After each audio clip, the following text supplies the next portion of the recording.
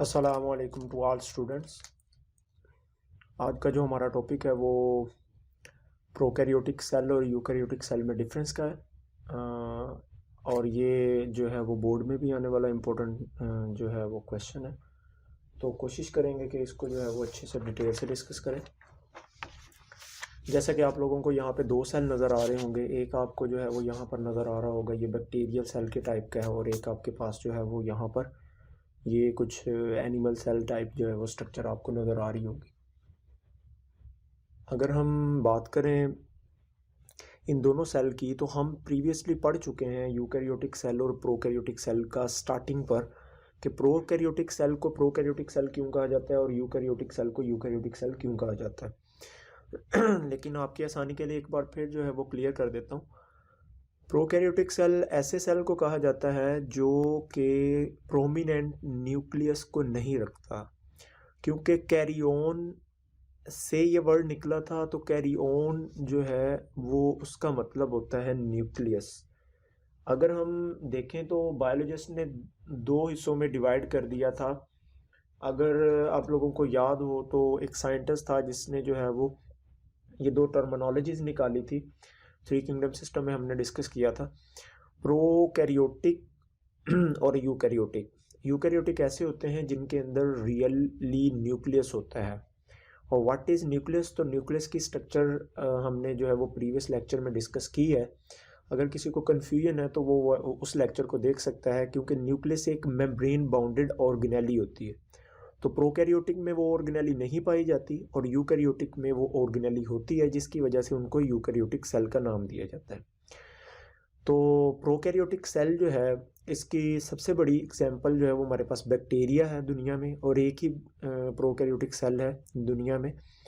तो दुनिया में ऑर्गेनिज्म को on the basis of nucleus दो हिस्सों में डिवाइड किया गया। ऐसे ऑर्गेनिज्म जो न्यूक्लियस को या फिर न्यूक्लियस वाली स्ट्रक्चर को रखते हैं उनको प्रो यूकैरियोटिक या यूकैरियोट्स कहा जाता है, और जो आपके पास न्यूक्लियस की स्ट्रक्चर को नहीं रखते उनको प्रोकैरियोटिक या प्रोकैरियोट्स का नाम दिया जाता है। अब हम यहाँ पर दोनों को डिटेल से डिस्कस कर लेते हैं कि दोनों में किस चीज़ की जो है वो डिफरेंस कौन सा है। तो याद रखिएगा, पेपर में काफ़ी बार पूछा गया ये आपके पास इम्पोर्टेंट लॉन्ग क्वेश्चन है।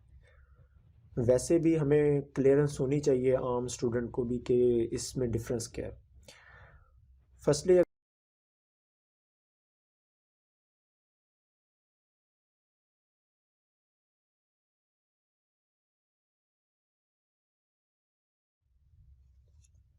तो अगर हम डिस्कस करें इसके प्रोकैरियोटिक सेल को, तो थोड़ा सा अगर हम इसकी स्ट्रक्चर को देख लें, तो इसकी स्ट्रक्चर में हमें यहाँ पे डीएनए नज़र आ रहा है। उसके साथ यहाँ पर हमें जो है वो इसके अंदर रेड कलर के ये राइबोसोम नज़र आ रहे हैं। ये इसका जो है ये सारा साइटोप्लाज्म है। और उसके बाद अगर देखा जाए तो इसके अंदर जो है ये एक फ्लेजेला है।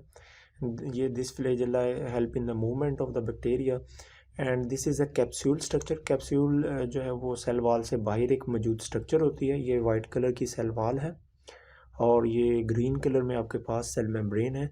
This smaller structures are known as the pili. इन सभी को हम जो है वो फर्दर आने वाली बैक्टीरिया के ऊपर वीडियो पे हम डिस्कस करेंगे। Let's discuss the difference between the prokaryotic and eukaryotic cells. First of all, the prokaryotic cell and eukaryotic cell main difference is the presence or absence of the nucleus. अगर हम देखें तो इसके अंदर जो डीएनए मटेरियल है वो DNA material किसी भी स्ट्रक्चर में इनक्लोज्ड नहीं है। और इधर अगर देखा जाए तो यहाँ पर डीएनए मटेरियल एक मेम्ब्रेन में इनक्लोज्ड पड़ा है, यहाँ पर साइटोप्लाज्म में सबमर्ज्ड है, और यहाँ पर जो है वो आप लोग नोट करें तो जो है वो एक मेम्ब्रेन बाउंड स्ट्रक्चर के अंदर पड़ा हुआ है। इसी वजह से इन सेल्स के जो है वो नेम है, और इन्हीं सेल के नेम की वजह से ऑर्गेनिजम्स के नेम है। If the presence of the nucleus then the cell is known as a eukaryotic cell. और अगर आपके पास न्यूक्लियस के अंदर सेल के अंदर न्यूक्लियस नहीं है और डीएनए मटेरियल सबमर्ज्ड पड़ा हुआ है साइटोप्लाज्म में, तो उसको हम प्रोकैरियोटिक सेल का नाम देंगे। और फिर ऐसा ऑर्गेनिज्म जिसकी पूरी की पूरी बॉडी के अंदर न्यूक्लियस मौजूद होगा उसको हम नाम देंगे यूकैरियोट का।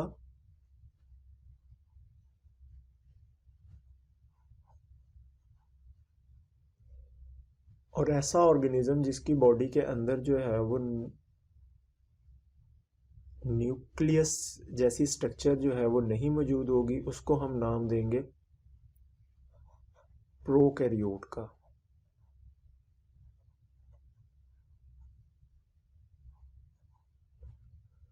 The common example of the prokaryote is bacteria and the common example of the eukaryote is animal, plant, fungi, alga। सारे दुनिया के ऑर्गेनिज्म जो हैं वो आपके पास प्रोकैरियोट हैं सिवाय यूकैरियोट हैं सिवाय बैक्टीरिया के जो कि अकेला प्रोकैरियोट है। अब दूसरी बात अगर हम करें तो अकरेंस की अगर कर लेते हैं तो आपने ये ध्यान में रखना है कि मैंने अभी बात की है कि दुनिया में जितने भी ऑर्गेनिजम्स हैं उनमें से सिवाय अगर आप लोग निकाल दें बैक्टीरिया को तो वो आपके पास सिर्फ प्रोकैरियोट है। सिवाय बैक्टीरिया के बाकी सारे ऑर्गेनिज्म जो हैं वो आपके पास क्या हैं, यूकैरियोट है।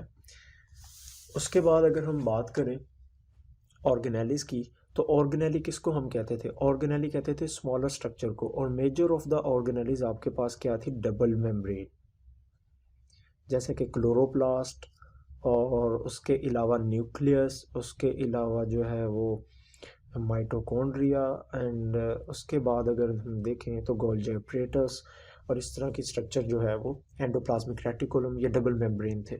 और ये वाली स्ट्रक्चर जो हैं ये प्रोमिनेंटली नज़र आती हैं आपको एक प्रोकैरियोटिक सेल में, यूकैरियोटिक सेल में, और प्रोकैरियोटिक सेल में आपको ये वाली स्ट्रक्चर जो है वो कॉमनली नज़र नहीं आती। इसके बाद अगर हम देखें राइबोसोम को तो राइबोसोम की जब हमने डिस्कशन की थी तो there is a two type of ribosome, ATS ribosome and 70 Svedberg ribosome. 80 Svedberg ribosome जो है ये आपके पास यूकैरियोट में मिलते थे हमें,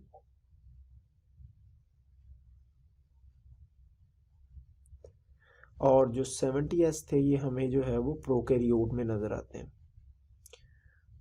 इसका मतलब ये हुआ कि जो प्रोकैरियोट में मौजूद राइबोसोम हैं वो आपके पास स्मॉलर साइज़ के होते हैं और यूकैरियोट में जो मौजूद है वो साइज़ में बड़े होते हैं। अब हम बात कर लेते हैं इनकी मल्टीप्लिकेशन की कि ये सेल डिवाइड कैसे करते हैं। तो अगर हम बात करें डिवीजन की तो बैक्टीरिया जो है ये आपको पता है ये डिवाइड करता है by the help of binary fission और अपनी तादाद को बढ़ाता है। और बाइनरी फिशन एक सिंपल सा फिनोमिना है जिसके थ्रू जो है वो ऑर्गेनिजम्स जो हैं वो डिवाइड करते हैं। और इसमें मेजरली जिस जो है वो फॉर्म को यूज़ किया जाता है सेल डिवीजन को वो है आपके पास माइटोसिस। माइटोसिस के थ्रू जो है वो बैक्टीरिया डिवाइड करते हैं और अपनी तादाद को बढ़ाते हैं। लेकिन आपको पता है कि जो ऑर्गेनिज़म है मेजरली वो आपके पास जो है वो ज़्यादातर सेक्सुअल रिप्रोडक्शन से रिप्रोड्यूस करते हैं, लेकिन बैक्टीरिया जो हैं या प्रोकैरियोटिक सेल हैं ये मल्टीप्लाई करते हैं सिंपल asexual reproduction के मेथड से, that is called binary fission. Second we will discuss here the form and the stage. अगर हम देखें तो आपको बहुत ही ज़्यादा सिंपल स्ट्रक्चर नज़र आ रही होगी बैक्टीरिया की as compared to the eukaryotic cell. अगर हम बात करें प्रोकैरियोटिक सेल की, it is quite simple as compared to the eukaryotic cell. Prokaryotic cell जो है इसकी स्ट्रक्चर देखकर ये लगता है कि ये वाला सेल सबसे ओल्ड सेल होगा, because according to the evolution जो सिंपल ऑर्गेनिज्म है उनसे कम्प्लेक्स बने। इसीलिए प्रोकैरियोटिक सेल के बारे में कहा जाता है it is the primitive form of the cell, because ये आपके पास सबसे ज़्यादा जो है वो सिंपल सेल कहा जाता है। प्रिमिटिव इब्तदाई को कहा जाता है, पहले आने वालों को कहा जाता है प्रिमिटिव स्टेज है इसकी स्ट्रक्चर के लिहाज से। और अगर हम बात करें सेल वॉल की तो सेल वॉल जो है वो एनिमल को निकाल दे बाकी ऑर्गेनिज्म में सेल वॉल होती है, लाइक प्लांट और फंजाई उनमें डिफरेंट मटेरियल्स होती है। लेकिन जो आपके पास बैक्टीरिया होते हैं it also consist of the cell wall. इसकी सेल वॉल जो है, बैक्टीरियल सेल वॉल एक स्पेशल टाइप के जो है वो मटेरियल से मिलके बनी होती है। बैक्टीरियल जो सेल वॉल है, इस मटेरियल का नाम होता है आपके पास, बैक्टीरियल सेल वॉल जो है ये आपके पास बनी होती है एक स्पेशल टाइप के मटेरियल से जो कि कहलाता है peptidoglycan.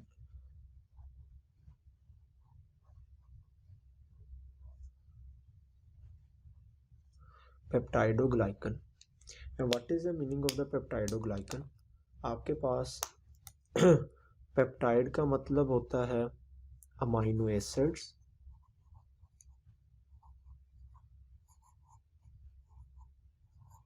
Acid chain, and glycan mean होता है glucose chain.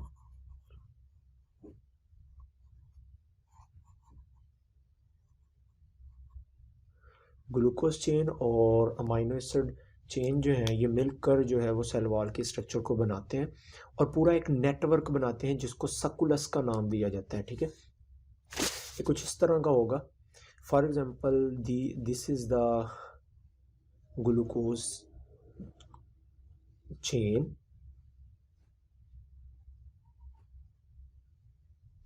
these are the glucose chain, और इनके दरमियान में पेप्टाइड चेन ने इनको जोड़ा होता है कुछ इस तरह।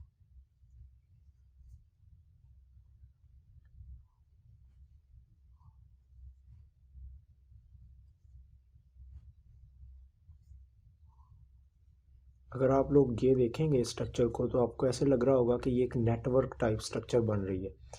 इसी तरह बिल्कुल नेटवर्क की तरह जो है स्ट्रक्चर जो है वो पूरी की पूरी सेल वॉल के गिर्द लगी होती है जिसको सक्कुलस का नाम दिया जाता है। तो पेप्टाइडोग्लिकन एंड पेप्टाइडोग्लाइकन अमाइनो एसिड और ग्लूकोज की जो चेन है, ग्लूकोज की चेन आपस में अमाइनो एसिड की चेन से जुड़ी होती हैं, पेप्टाइड से जुड़ी होती हैं। तो आपने ये ध्यान में रखना है, ये एक जाल बनाते हैं जो कि पूरी की पूरी सेल वॉल को बनाता है, दैट इज कॉल्ड सक्कुलस, जो कि पूरी के पूरे इसके गिर्द जो है वो जुड़ा होता है। तो यहाँ तक था related to the prokaryotic cell and eukaryotic cell. अगर आप लोगों को इसके रिलेटेड कोई कन्फ्यूजन होगी देन कमेंट में आप लोग मुझे बता दें या मुझे मैसेज कर दें, तो मैं आपको जो है वो उसके रिलेटेड जो है वो आंसर कर दूंगा। बाकी हमारा जो नेक्स्ट लेक्चर होगा वो हमारे नेक्स्ट चैप्टर पे होगा, मैं आपको इन्फॉर्म कर दूंगा हमारा नेक्स्ट चैप्टर कौन सा होगा। अभी के लिए जो है वो इतना ही। अगर आप लोगों को जो है वो ये बेहतर लगता है, स्टडी जो है वो जितना भी हमने स्टडी किया है उसके रिलेटेड आपको क्लियर हुआ है, तो आप लोग जो है वो लाजमी जो है वो इसको शेयर करें, लोगों को बताएं और दूसरों को बता सकें। So hope for the best. अल्लाह हाफिज़।